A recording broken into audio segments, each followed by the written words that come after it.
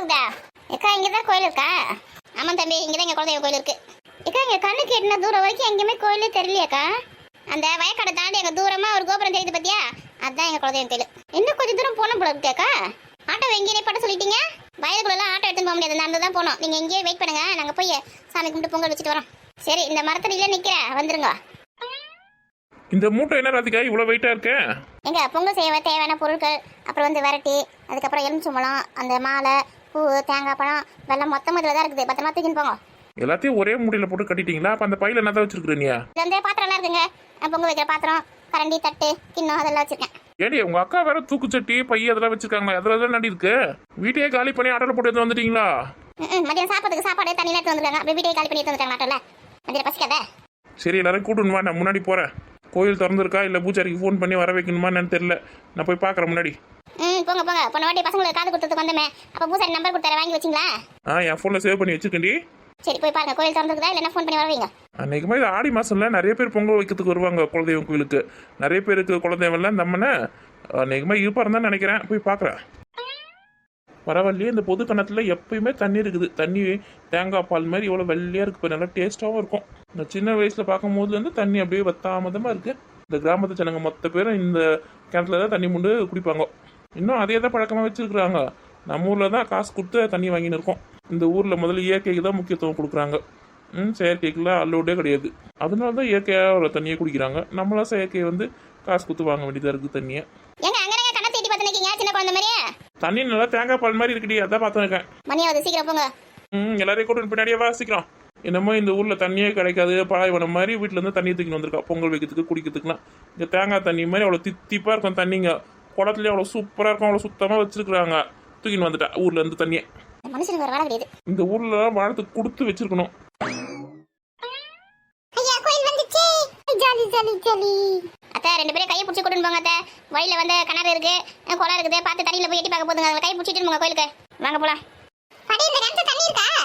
தண்ணி நிறைய தான் இருக்கு, எட்டில பார்க்க கூடாது. நட படி நம்ம இன்னைக்கு குளத்துல குளிக்க போறோமா? ஐயோ நம்ம வீட்லயே குளிச்சிட்டு வந்தோமே, குளத்துல குளிக்க போறது இல்ல. மொட்டை அடிக்க அன்னைக்கு மொட்டை குளத்துல குளிச்சா? அன்னைக்கு மொட்டை அடிச்சு காது குத்தணும், அதனால குளிச்சோம். இன்னைக்குலாம் வந்து குளிக்க கூடாது. நம்ம வீட்லயே குளிச்சிட்டு வந்துட்டோம்ல, சாமி கும்பிட்டு பொங்கல் வச்சிட்டு போலாம். சரி, நான் கூட குளத்துல ஜாலியா குளிக்க போறேன்னு நினைச்சேன். அந்த குளத்துல தாமரை பூ மீன்லாம் சூப்பரா இருந்துச்சுல இன்னைக்கு. சரி, இன்னைக்கு இருக்குன்னு பார்க்கலாம். இங்க போய் குளத்துல தண்ணி ஃபுல்லா இருக்குது. குளத்துக்கிட்ட யாரும் போக கூடாது, பின்னாடியே வருவேன் நானு. ராதிகா எல்லாரும் கூப்பிட்டு சீக்கிரமா வா, இதுங்க என்னால மேய்க்க முடியாது. சொட்ட பிச்சு கொஞ்சம் கூட கேட்காதுங்க. கொம்பு எடுத்துக்காதுங்க. சொட்ட பிச்சு கேட்க வச்சுங்க, கொம்பு எடுங்க. கொம்பு வச்சு வளர்த்துங்கன்றேன். பசங்களாம் அடிக்கிறதுக்கு எனக்கு பிடிக்காதுமா. பிடிக்காதுங்க. அப்ப கத்தினே போகாதுங்க பின்னாடியே. குழந்தைங்க போய் அடிச்சு வளர்க்கணுமா? இதெல்லாம் எங்க இருந்து கத்து வளர்த்துல இந்த பழக்கத்துல அப்படியே செல்லம் குத்தே கிடுங்க பசங்களை. நடங்க நடங்க. இப்பதான் சொன்னேன் கணத்துல எட்டி பார்க்க கூடாது. நேரம் நட. பாட்டி இங்கதான் நீங்க பிறந்தீங்களா? நான் இங்க பிறக்கலமா, தாத்தா தான் இங்க பிறந்தாரு. தாத்தாவோட ஊர் இது. தாத்தாவோட அப்பா அம்மா, தாத்தாவோட தாத்தா பாட்டி எல்லாரும் இந்த ஊர்ல தான் பிறந்து வாழ்ந்தாங்க. அதனால தான் இந்த ஊர்ல இருக்க குலதெய்வ சாமி வந்து நம்மளோட குலதெய்வம். அந்த சாமிக்கு தான் பொங்கல் வைக்க வந்திருக்கோம். அப்ப நம்ம மட்டும் வேற ஊர்ல இருக்கோம், இந்த ஊர்ல எல்லாமே அப்பாக்கு அங்க தானே வேலை, அதனால நம்ம அங்க இருக்கோம். அதுக்கப்புறம் நீங்க படிக்கிற ஸ்கூல்ல அங்க தானே இருக்கு, அதனால தான் நம்ம அங்க இருக்கோம். சரி சரி. அப்போ நானும் சதீஷ் எல்லாம் பெருசான பிறகு திரும்பவும் நம்ம இங்க வந்துருவோமா? வரலாம் வரலாம். ஏன்னா முன்னாடி நம்ம வரும்போது கொஞ்சம் காஞ்சி போன மாதிரி இருந்ததுல இந்த கிராமமே. இப்போ பாரு மழை பெஞ்சு எல்லாம் செழிப்பா பச்சை பச்சையில இருக்கு. எங்க பார்க்க போதும் சித்திரை வைகாசில் வந்தா எல்லா ஊரும் காஞ்சி போய் தான் இருக்கும். பசங்களை மொட்டை அடிச்சு காது குத்தும் சித்திரை வசம் தானே, அதான் காஞ்சி போயிருந்தது. இப்போ நல்லா மழை பெஞ்சு நல்லா செழிப்பா பச்சை பச்சையில இருக்குது. மணியாவது கிளம்புங்க, போய் கோயிலுக்கு போய் எப்பதான் பொங்கல் வைக்கிறதுன்னு தெரியல. இங்கே ஆட்டோ வந்து இறங்கிறதுக்கு 1.5 நாள் ஆகுது உங்களுக்கு. இது 1.5 நாள் ஆகுதா? ஆமா, என் வீட்டு ஜனங்களே கிளம்பி போயிடுச்சுங்க கோயிலுக்கு. நீங்க இப்பதான் இறங்குறீங்க ஒருத்தர பொறுமையா. ஏன்னா சாப்பாடு தண்ணி பூலாம் பத்திரமா எடுத்துன்னு வரத்தாவில. நாங்கள் வேற பின்னாடியே அந்த சீட்ல மேலே உட்காந்து வந்தோம்.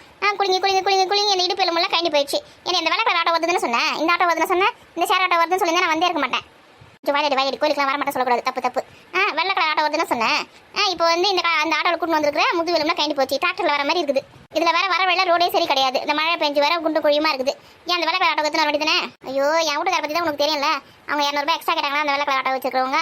இவங்க வந்து 200 ரூபாய் கம்மியாக கேட்டிருக்காங்க. அதனால இந்த ஆட்டோ புக் பண்ணிட்டு வந்துருக்காரு. இந்த தங்க தூரம் இருக்குது பத்தியா, அந்த 200 ரூபாய் என்கிட்ட கேட்டிருந்தா கூட நான் கொடுத்துருப்பேன். இம்மா ரொம்ப தூரம் போனோம்மா இன்னும். இந்த வயல் வெளியில அப்படி இறங்கி அப்படி போனா வந்துடும் கோயில். நட. இப்பயே பசிக்க ஆரம்பிச்சிச்சு. இந்த பொங்கல் வச்சு சாமி கும்பிட்டு எப்ப சாப்பாடு போடுவாங்கன்னு தெரியல. ஏமா வாணிக்கு பசிக்குதாமா?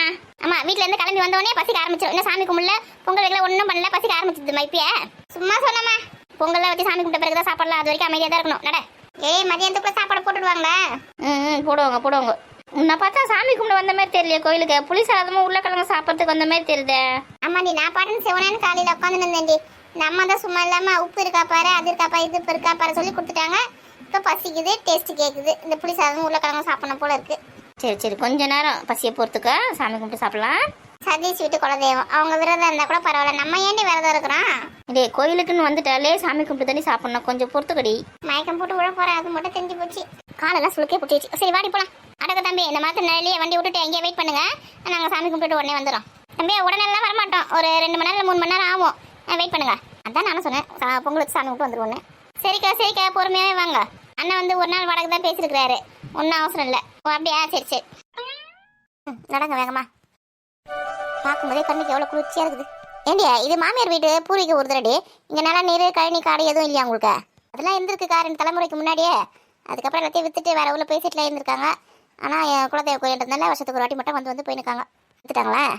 ஆமாம், நிறைய நில நீர் வச்சுருந்துருக்காங்க, ஏதோ சூழ்நிலையெல்லாம் வித்துட்ருக்காங்க. இப்போ மட்டும் அந்த நிலம் இருந்துச்சுன்னா எச்சக்கணக்கில் போவோம்க்கா. சரி, அதை பற்றிலாம் பேசி இப்போ போகுது. ரொம்ப நடங்கும், கோயிலுக்கு போய் பொங்கல் வச்சுட்டு சீக்கிரம் வீட்டுக்கு போகலாம். நல்ல நீர் எதனா மிச்சம் மீறி வச்சுட்டு போயிருந்தாங்கன்னா பயிர் வச்சு இங்கேயே ஒழுங்காக செட்டில் ஆகிருக்கலாம். சரி சரி, சதீஷ் சம்பாதிச்சு வாங்கி கொடுப்பான் எல்லாத்தையும். ஆமாக்கா, சதீஷ் நல்லா படிச்சு வேலைக்கு போனதுக்கப்புறமா ஒரு 4-5 ஏக்கர் வாங்கி போட்டு விவசாயம் பண்ணிட்டு இந்த ஊரில் செட்டில் ஆகிடும் நான். வாங்க வாங்க.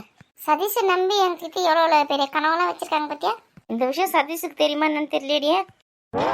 இப்போ லட்சக்கணக்கில் போகிற நல்லா நீர்லாம் வந்து அப்போ சதீஷ் பெரிய பையனாகிறதுக்குள்ளே கோடிக்கணக்கில் வந்துடும்டி. ஆமாக்கா, இப்போயே காசு இருந்தால் வாங்கி போட்டுடலாம். இப்போ தான் சம்பாதிக்கிற காசு படிக்க வைக்கிறதுக்கோ சோத்துறதுக்கும் கொஞ்சம் இடம் வாங்கி வச்சுருக்கேன் ஊரில், அது கடன் அடைக்கிறதுக்கும் கரெக்டாக இருக்குது. அந்த காலத்தில் வாழ்ந்தவங்கன்னா உஷாராக விற்காம வச்சுருந்தாங்கன்னா இன்னும் எவ்வளோ நல்லா இருந்திருக்கும். அவங்கவுங்க சூழ்நிலை அந்த மாதிரி, அதுக்கு யார் என்ன பண்ண முடியும்? விட்டு நம்ம சொந்த காசில் போட்டு நம்ம வாங்கி நம்ம பயிர் ரெண்டு வச்சுட்டா அப்படி தான் நடக்கும். நடக்குமா இந்த ஜென்மத்தில் இருந்தால் சந்தேகமாக இருக்குது. கடவுள் நம்ம தலையில் எழுதிருந்தா நடக்கும்டி. எழுதியிருக்கேன் நல்லா தெரியல. சரி வேகமாக நடங்க, வந்த வேலையை பார்க்கலாம், மற்ற வேலை அப்புறம் பார்த்துக்கலாம். என்னக்கா பொங்கல் வைக்காம வந்து உட்காந்துங்க. ஏண்டியா பொங்கல் நீ வை, பசங்களுக்கு டிஃபன் வச்சுட்டு வரேன். எது டிஃபன் வச்சுட்டு வரியா? டிஃபன் செஞ்சு எடுத்துட்டு வந்தேன். பசங்களாம் பாவண்டி காலையிலே கிளம்பிடும் வீட்டிலேருந்து. பொங்கல் செஞ்சு முடிச்சு மதியம் சாப்பாடு போகிறதுக்குள்ள அதுக்கு மயக்க போட்டு வந்துடும் இருக்குது. அதனால தான் ஆளுக்கு 2 வீட்டில் நான் இட்லி செஞ்சு எடுத்து வந்திருக்கேன், இட்லியும் கார சட்னியும். உன்னை டிஃபன்லாம் செய்ய வேணாம், சாப்பாடு மட்டும் செஞ்சால் போதும் தான் சொன்னேன். எதுக்கு இப்போ இட்லியில் செஞ்சு எடுத்து வந்துருக்குறேன்? இதுங்கெல்லாம் சாமி கும்பிடலாம் கூட மழை ஹெல்ப் பண்ணலாம், பொங்கல் வைக்கிறதுக்கு இல்லாமல் உட்காந்துங்க பற்றி லைனாக பந்தி போடுற மாதிரியே. சரி உங்கள் மாமியாரை கூப்பிடு, அவங்களுக்கு ஒரு 2 இட்லி வச்சு தரேன். என் மாமியெல்லாம் சாமி கும்பிட வரைக்கும் சாப்பிட மாட்டாங்கக்கா, என்ன பசங்க மட்டும் போடு. சரி அதுவும் நல்லா தான் விடு. சரி பொங்கல் வைக்கிறதுக்கு எல்லாத்தையும் நீ ரெடி பண்ணி பொங்கல் வை, நான் பசங்களுக்கு டிஃபன் வச்சுட்டு வரேன். சரி சரி சீக்கிரம் சாப்பிடுங்க. சரி முதல்ல நம்ம போயிட்டு அரிசி கழுவி எடுத்து வந்துட்டு விரட்டில் அடிக்கிட்டு பார்த்து வைக்கலாம். எல்லாரும் கை கழுவிங்களா? கழுவிட்டேன் தெரியுமா. சரி சீக்கிரமா சாப்பிடுங்க. இட்லி வேணா வச்சுக்கோங்க, சட்னிலாம் கூட நிறைய இருக்குது, வச்சு சாப்பிடுங்க. ஏம்மா புளி சாதமா உருளைக்கிழங்கு பொரியல் தானம்மா செஞ்சேன், இந்த இட்லியும் சட்னி எப்பமா செஞ்சேன்? நான் பார்க்கவே இல்லையம்மா. அதெல்லாம் காலையில் 4 மணிக்கு எழுந்த பார்த்தியா, அப்பயே இட்லிலாம் ஊற்றி வச்சுட்டேன், சட்னிலாம் அரைச்சி வச்சுட்டேன். நீங்கள் அப்போ நல்லா தூங்கி இருந்தீங்க. ஆனால் தூங்கும் போது மட்டும் மிக்ஸி அரைக்கிற சவுண்டு கேட்டுது. நான் வேறு யார் வீட்லேயோ அப்படின்னு நினச்சேன், இல்லை கனவுலையோ அப்படி இருக்கும் அப்படின்னு நினச்சேன். நம்ம வீட்டில் தான் மிக்ஸி அரைச்சிருக்காங்க. எனக்கு அந்த மாதிரி சத்தம் எதுவுமே கேட்கலையடி. ஆமாம் உனக்கு தானே எல்லா சவுண்டும் நல்லா கேட்கும். எறும்பு மாடு மாதிரி தூங்கினேன். இப்போ பட்டாசு கொளுத்தி காதில் போட்டால் கூட அவளுக்கு காது கேட்குறது, தூங்குனா இந்த மிக்ஸி அரைக்கிறது காதில் கேட்கலையா? அது என்னமோ உண்மைதாம்மா, தூங்குனா பக்கத்தில் என்ன நடக்குது எது நடக்குது எதுவுமே தெரிய மாட்டேங்குது. எந்த ஒரு சத்தமே காதில் விழவே மாட்டேங்குது. அதுக்கு தான் அடக்குடக்கமாக தூங்கணும், எறும்பு மாடு மாதிரி தூங்கினா அப்படி தான்.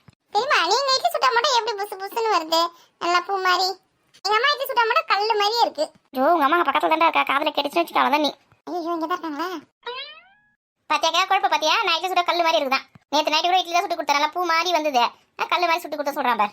நேற்று கடையில இருந்து மாவு வாங்கி கொடுத்தேன், நல்லா பூ மாதிரி இருந்தது. நீங்க மாவு அரைச்சி இட்லி சுட்டா எங்க பூ மாதிரி இருக்குது, கல்லு மாதிரி தான் இருக்குது.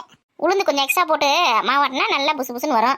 உங்கள் அம்மா கொஞ்சோண்டு உளுந்து போட்டு அரிசி போட்டு மாவாட்டி இருப்பா, அதனால தான் கல் மாதிரி இருக்கும். ஆமாம் உளுந்து வைக்கிற வேலைக்கு காலையில் போடுவாங்க. சாப்பிட்டோம்மா ஏந்துமா நீர் சதீஷா? சாப்பிட்றேம்மா. ஏக்கா நீயும் சாப்பிட்டக்கா? எனக்கு வேண்டி நான் சாமி கொண்ட பிறகு சாப்பிட்றேன். தங்கத்தோட சாப்பிட்றாரு கேளு. சாப்பிட மாட்டாருக்கா, சாமி கொண்ட பிறகு சாப்பிடுவாரு. இந்த ஆட்டோக்கார தம்பிக்கு ஒரு 4 இட்லி வச்சு கொடுத்துட்டு வந்துருக்கலாம், பாவம் அங்கே உட்காந்துருக்காரு. எங்கள் வீட்டுக்கு ஃபோன் பண்ணி கேட்டாருக்கா சாப்பிட்றியா என்னன்னு பண்ணேன். அவன் வந்து வரும்போது வீட்டில் சாப்பிட்டு வந்துட்டானா. காலைல 6 மணிக்கே சாப்பிட்டானா? ஆமாம் காலைல 6 மணிக்கே சாப்பிட்டு தான் வந்தானா. நம்ம போகிறது கிராமம் கடை இருக்குமா இருக்காது சொல்லிட்டு வீட்லேயே டிஃபன் செஞ்சு கொடுத்தாங்களா, சாப்பிட்டு தான் வந்தானா. பரவாயில்ல சாப்பிட்டானா, இல்லைனா திரும்பி கொடுக்கலான்னு பார்த்தேன். சரி நீ பொங்கல் வைக்கிற வேலையை பாரு, இங்கே வந்து நின்று இருக்கா, இதை பார்க்குறேன்க்கா. உங்கள் மாமி இருங்கடி, கோயிலை சுற்றி இருக்க சாமியெல்லாம் பார்க்கறதுக்கு போயிருக்கு. இக்கா சாப்பிடுங்கக்கா, நான் பொங்கல் வைக்கிறது ரெடி பண்ணுறேன். போ அந்த வேலையை போய் பார்ப்போம், போது டைம் ஆகிட்ட போகுது. ஆமாம் கூட ஒரு மசாலா வடை வச்சுருந்தீங்க வச்சுக்க, செம்மையாக இருந்திருக்குமா.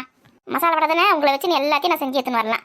என்ன அம்மாக்கு கல்ல கூட மழை எழுந்து வேலை செஞ்சீங்கன்னா நான் எல்லாமே செஞ்சு எடுத்துன்னு வருவேன். நீங்கள் எங்கே எழுப்ப தூங்குறீங்களா? நான் ஒண்டி எல்லா வேலை செய்ய என்ன தனியாக எப்படி செய்ய முடியும் சொல்லு. அம்மா மசாலா வடை செய்யுதுன்னா ரொம்ப பெரிய கஷ்டமான விஷயமா? ஈஸி தானேம்மா. ஓ ஈஸியா, எப்படி செய்யுதுன்னு சொல்லு பார்க்கலாம். கடலை மாவு வாங்கம்மா கடையில், அதை வந்து தண்ணி போட்டு மிக்ஸ் பண்ணோமா, அப்போ எண்ணெய் காஞ்சோன்னா அதில் வந்து போட்டு எடுக்க வேண்டியதான். அது என்ன மசாலா வடை? இனி நீ சொல்கிற மாதிரி செஞ்சேன்னா வடை வராது, பஜ்ஜி தான் வரும். பஜ்ஜி கூட வாழைக்காத்து அந்த மாவில் துவச்சி எடுத்து போட்டால் தான் வரும். வரிய மாவை அப்படியே கலக்கி போட்டால் வடையை வராது, பஜ்ஜி வராது. அதான் செய்ய தெரிஞ்சவங்க கூட இவ்வளோ கான்ஃபிடென்ட்டாக வந்து பதில் சொல்ல மாட்டாங்க. எப்படி பதில் சொல்கிற பார்த்தியா? அப்போ வடை வேறு எப்படி செய்வாங்க? மசாலா வடை செய்யறதுக்கு கடலைப்பருப்பு வேணும். கடலைப்பருப்பை வந்து கழுவி 1/2 மணி நேரம் நல்லா ஊற வச்சுக்கணும். ஊற வச்சுட்டு மிக்சியில் போட்டு நல்லா குறைன்னு கொஞ்சம் அரைச்சிக்கணும்.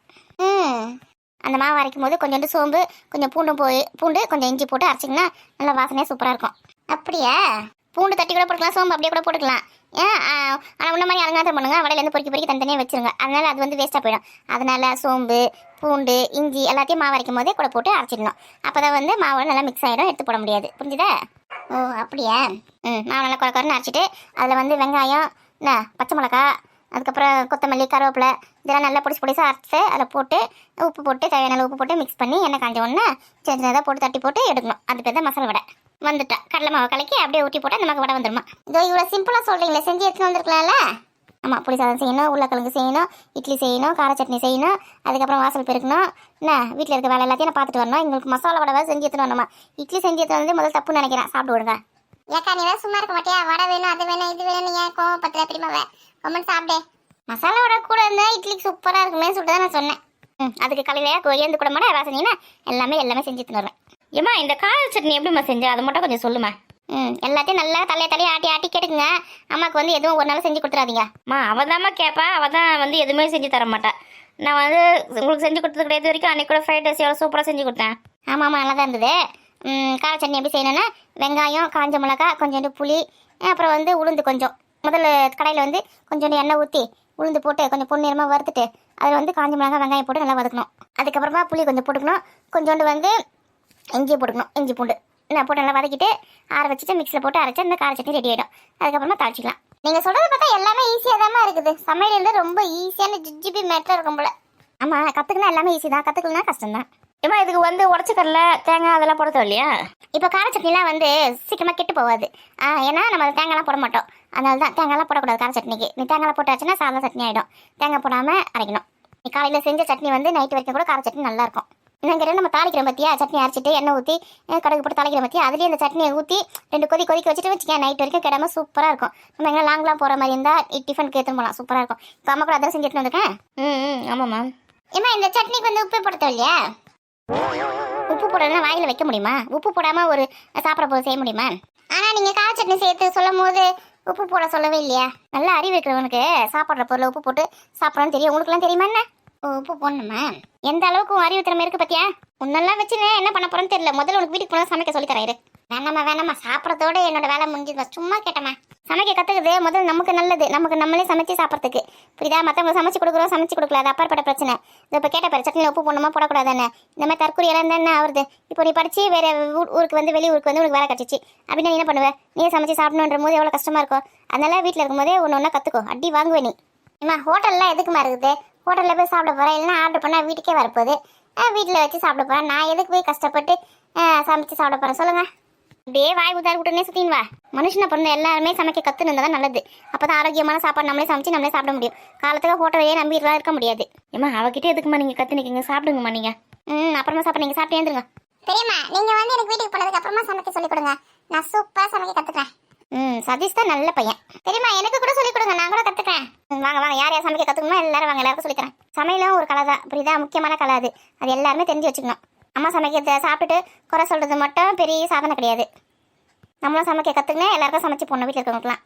அப்போ தான் நமக்கு பிடிச்சதை நம்ம ஆரோக்கியமாக சமைச்சு சாப்பிட முடியும். ஓகே ஓகே ஓகே சரி, சீக்கிரமாக சாப்பிட்டு எல்லாரும் இலையை எடுத்துன்னு போய் அப்படி ஓரமாக போடணும். மழை சாப்பிட்டு போயிடும். அதை என்ன சாப்பிட பொங்கல் வச்சு நம்ம சாமி கும்பிடலாம். சீக்கிரம் போங்க. அப்புறம் கை கழுவுது குளத்தில் இறங்குறாங்கலாம் போகக்கூடாது. குளத்தில் நல்லா ஃபுல்லாக தண்ணி இருக்குது, மழை நல்லா பெஞ்சிருக்குது, நல்லா ஃபுல்லாக தண்ணி இருக்குது. குளத்துக்கிட்ட யாரும் போகக்கூடாது. தண்ணி எடுத்து வந்துருக்கும் பற்றி வாட்டர்லாம் எடுத்துன்னு போய் அப்படி செடி இருக்கு பற்றியா, செடி உரமாக போயிட்டு கழுவிட்டு வாங்க. செடிக்கு தண்ணி ஊற்றுன மாதிரி இருக்கும், கை கழுவுன மாதிரி இருக்கும். தெரியுமா? நம்ம வந்து ஊருக்கு போயிட்டு செடிக்கெலாம் யார் தண்ணி ஊற்றுவா?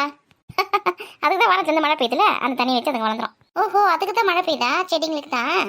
ஆமாம், நமக்கு தண்ணி தக்க இருந்துச்சுன்னா நம்ம தண்ணி மட்டும் குடிச்சிடும். நம்மளுக்கு வந்து கிணத்துல கிடைக்குது, குடை போட்டு வச்சிருக்கோம். எல்லாத்துலேருந்து நமக்கு தண்ணி கிடைக்குது. அந்த மரம் செடிங்களுக்குலாம் யார் தண்ணி தருவா? அதனால தான் மழை பெஞ்சு எல்லாருக்கும் தண்ணி கொடுக்குது. செடிங்களுக்குலாம் இயற்கை வந்து அதுங்களை குழந்த மாதிரி பார்த்துக்குது, தண்ணிலாம் ஊற்றி. ஆனால் அதை வந்து நம்ம தண்ணி ஊற்றலனாலும் மரங்களை வெட்டி ரோடு போடணும், வீடு கட்டணும் அப்படி சொல்லிட்டு மரத்தெல்லாம் வெட்டி போயிடுறாங்க. மரத்தில் வெட்டிட்டு அதுக்கப்புறம் வெயில் அடிக்குது. அப்புறம் வந்து வெயில் தாங்க முடியல, காற்று இல்லை அப்படி இப்படின்னு சொல்லிட்டு ஏசி போட்டுக்கிறாங்க வீட்டில். அப்புறம் கரண்ட் பில் அதிகமாகுது. அப்புறம் அந்த புவியோட வந்து வெப்பநிலை அதிகமாகி போச்சு. இனிமேல் வெப்பநிலை அதிகமாக இருந்ததுனால ஐஸ் கட்டிலாம் கரைஞ்சி கடலோட தண்ணி வந்து உயர்ந்து வருது. அப்புறம் இந்த உலகத்தில் வந்து அழிஞ்சிரும் நிறைய இடம் அப்படிலாம் சொல்கிறாங்க.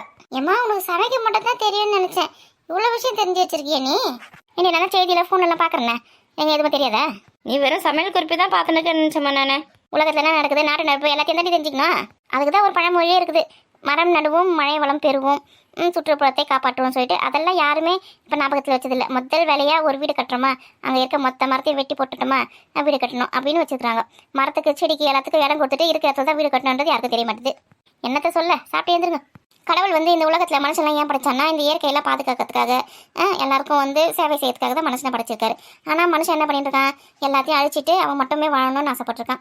நம்ம பிறந்த மாதிரி தான் இந்த மரம் செடி கொடி இந்த ஆடு மாடு கோழி எல்லாமே உலகத்தில் பிறந்திருக்கு. அதுங்களை பாதுகாப்பாகப்பட்டாலும் அதை அழிக்காம இருக்கணும். ஆனால் அதை அழிக்கிறது தான் முதல் வேலையை அந்த மனுஷங்க வச்சிருக்காங்க.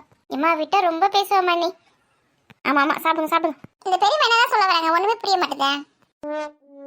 எங்களுக்கே ஒன்றும் புரிய மாட்டேது, உனக்கு எப்படா புரியும்? சாப்பிட்றாக்கும்னு ஒருவேளை நான்வெஜ்லாம் சாப்பிடக்கூடாதுன்னு சொல்கிறாங்களோ? அச்சோ அப்படிலாம் நம்மளால இருக்கவே முடியாது. சாப்பிட்டு சாப்பிட்டு வந்து இட்லி சாப்பிட்டு இந்த இடத்த விட்டு காலி பண்ண எங்கள் அம்மா சும்மா இருக்க மாட்டேங்கிறாங்க.